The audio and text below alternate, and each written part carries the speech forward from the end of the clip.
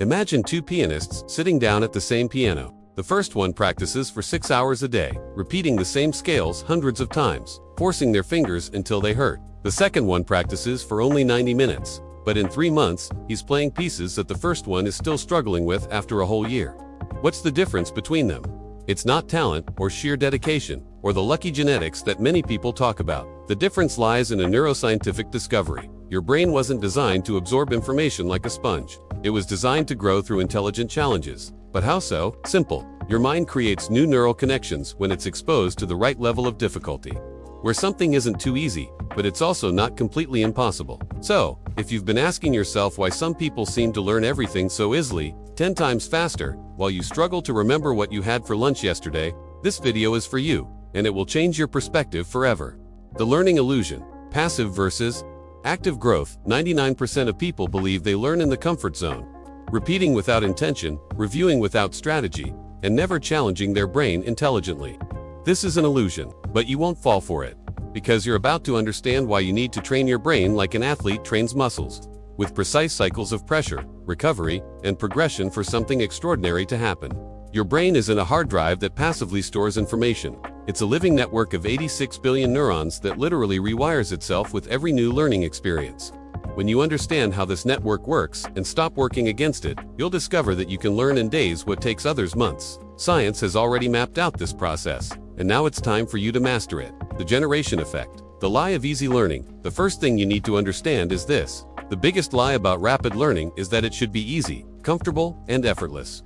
It's no wonder millions of people fall into this trap all the time. They buy courses that promise to teach them while they sleep, use apps that oversimplify everything, and look for ready-made summaries to avoid reading full, more complex books. In short, they try every way possible to reduce the effort. The result? Frustration, because these people are trying to hack a system that cannot be hacked this way. Where's the problem? Research highlights something called the generation effect, where your brain truly learns and creates lasting memories only when it has to work, or rather, actively think to process the information. Just think about the triceps muscle you want to grow. Don't you force it beyond what it's already used to. Exactly. Let me give you another example. Imagine you need to learn about photosynthesis. Most people would read a ready summary, highlight important phrases, and try to memorize as much as possible, right? That's flawed. Someone who understands the generation effect would do things differently. They'd close the book after reading and try to explain the process from scratch. They'd draw the diagram from memory, create their own analogies, and ask questions the text didn't answer. It sounds like more work, and it is. But while the first person forgets everything in a week, the second person never forgets, because the brain constructed the information instead of just receiving it. You need to realize that the intelligent trade-off goes like this. More effort up front means less time wasted later. People who learn 10 times faster have discovered that putting the brain to work hard right at the beginning saves hours, sometimes days of later review, and helps you consolidate knowledge for longer. Now that you understand the need to practice the generation effect, you need to know about the other zones that will calibrate your knowledge absorption by tenfold. The magic zone, Vygotsky's sweet spot. Your brain has 3 operational zones. The comfort zone, where everything is too easy. The panic zone, where everything is impossible. And the magic zone, that sweet spot where the challenge is perfectly calibrated to generate your growth.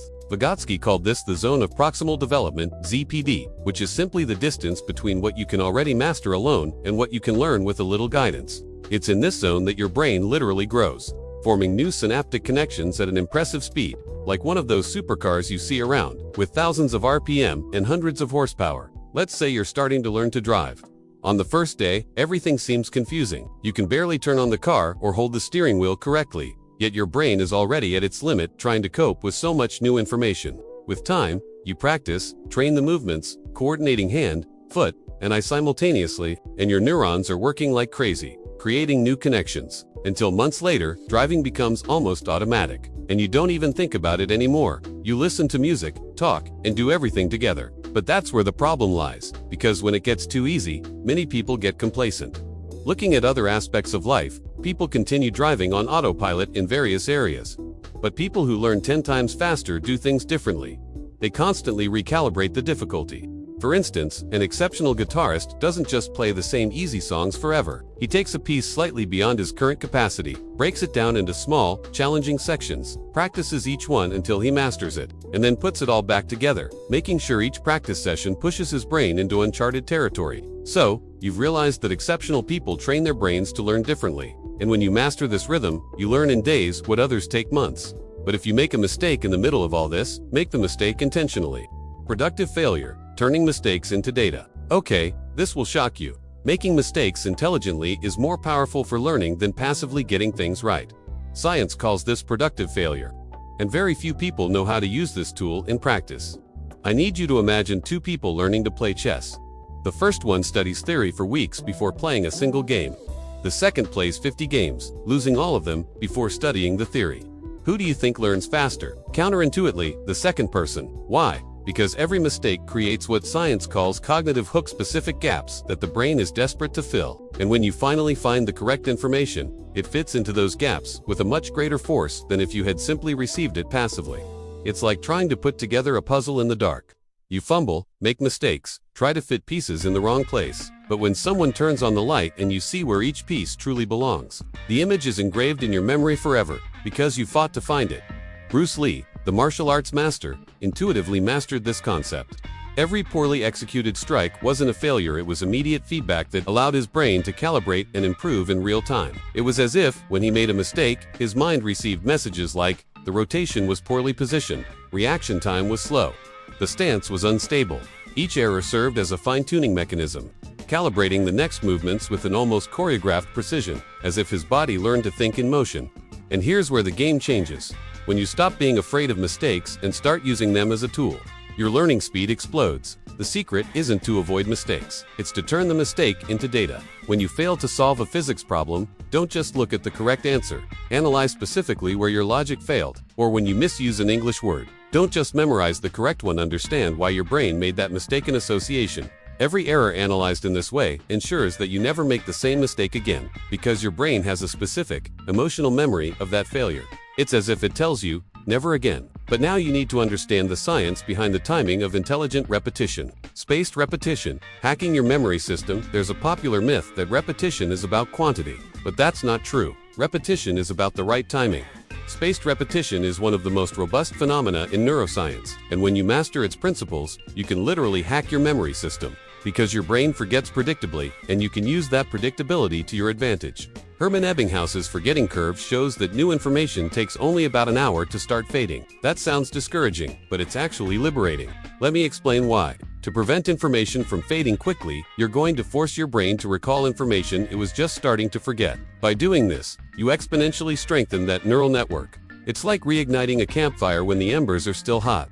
It doesn't seem necessary, but that's exactly where the fire catches with the greatest force.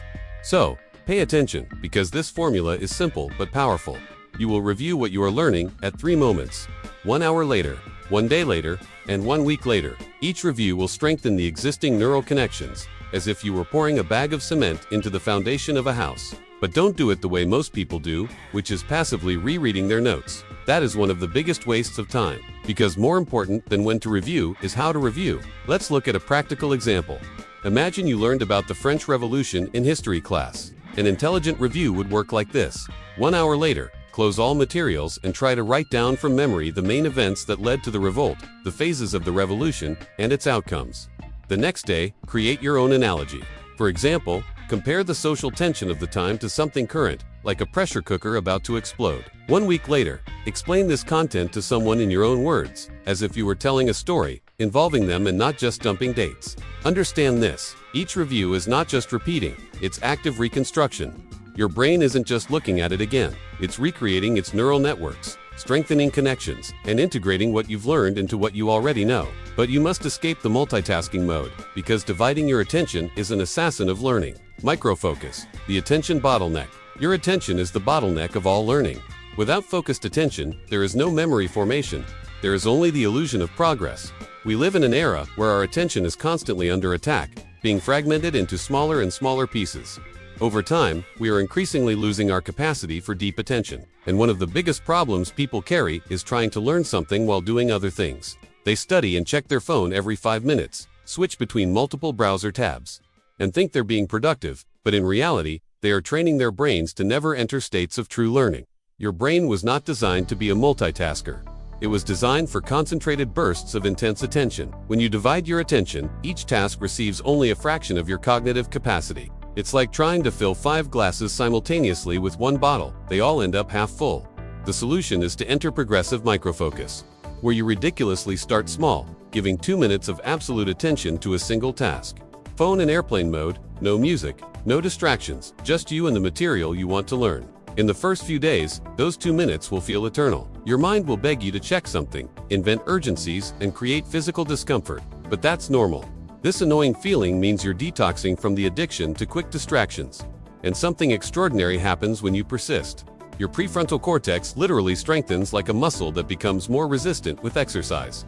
Your ability to focus increases, and in weeks, you can achieve 10, 20, or even 60 minutes of deep concentration. And it's in these states of intense focus that real learning happens. Your mind stops jumping across surfaces and dives deep into the material you want to learn. Connections you never saw before become obvious, complex concepts simplify, and your brain finally has the space to do what it does best: learn, and learn 10 times faster.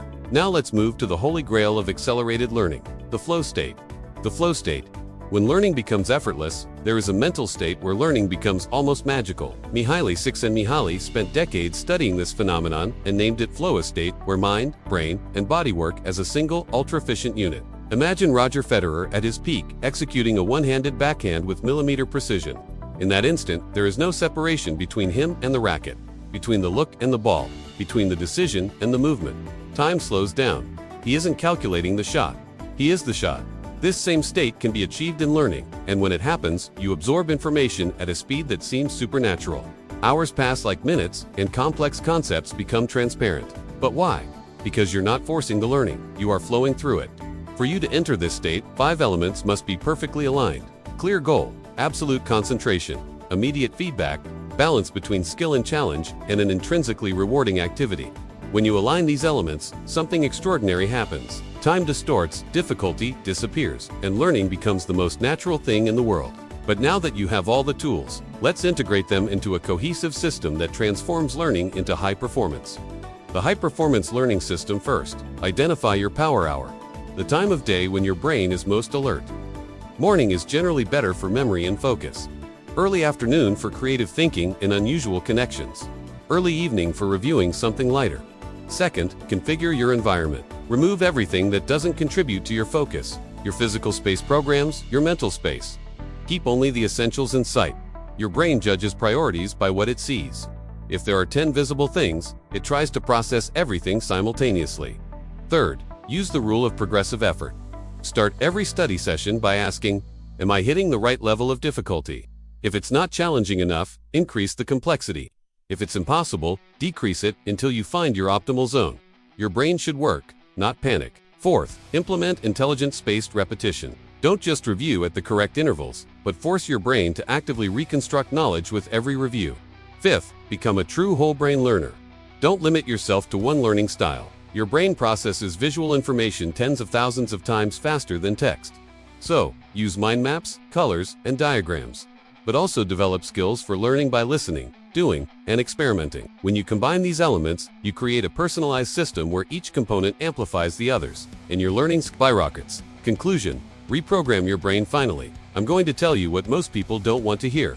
There is no magic formula or shortcut for accelerated learning without effort. But there is something better, a system for learning with intelligent, directed, and exponentially more effective effort. When you synchronize focused attention, spaced repetition, immediate feedback, and the other tools I've shared here, you are not just learning, you are reprogramming this masterpiece called the brain to be a learning machine. You weren't wrong, and your learning difficulty was never a flaw. You just needed a manual with the correct instructions to guide you. The question now is not whether you can learn 10 times faster. Neuroscience has already proven that you can. The question is, what will you learn first? If this video changed your perspective on learning, leave a comment telling us what skill you've always wanted to master but thought was beyond your capabilities. Like the video, subscribe to Lovecraftian Psychology, and join the fastest growing community for personal development online, because your best version is waiting for you. See you in the next video.